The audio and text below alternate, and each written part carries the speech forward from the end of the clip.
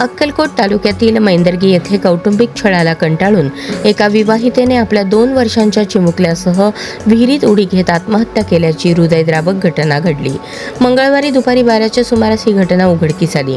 या प्रकरणी मृत महिलेच्या आईच्या फिर्यादीवरून सासरच्या 7 जणांविरोधात अक्कलकोट दक्षिण पोलीस ठाण्यात गुन्हा दाखल करण्यात आला आहे.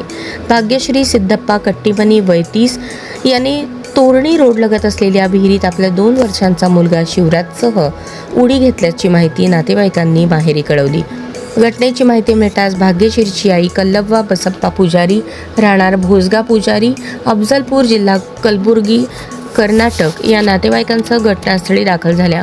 गावकरी आणि पोलिसांच्या मदतीने विहिरीतून प्रथम 2 वर्षीय शिवराजचा मृतदेह बाहेर काढण्यात आला. त्याला तातडीने अक्कलकोट ग्रामीण रुग्णालयात नेण्यात आले, मात्र डॉक्टरांनी तपासणीनंतर त्याला मृत घोषित केले.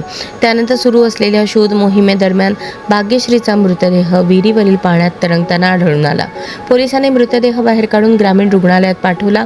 तिथेही वैद्यकीय अधिकाऱ्यांनी मृत घोषित केले. मृत भाग्यश्री यांच्या आईने दिलेल्या जबाबात मुलीचा सासरच्या मंडळींकडून वारंवार मानसिक शारीरिक छळ होत असल्याचा आरोप केला. यामध्ये तिप्पव्वा कट्टीमनी, शरणप्पा कट्टीमनी, सिद्धप्पा कट्टीमनी, समर्थ कट्टीमनी, नागनाथ कट्टीमनी, गंगव्वा पुजारी, यालप्पा कट्टीमनी यांचा समावेश आहे. संबंधितांवर सासू सासरे, पती, 2 दीर, नणंद, अन्य नातेवाईक म्हणून आरोप करण्यात आले आहेत. या प्रकरणी अक्कलकोट दक्षिण पोलीस ठाण्यात गुन्हा दाखल करण्यात आला असून पुढील तपास फौजदार अमोल माने करत आहेत.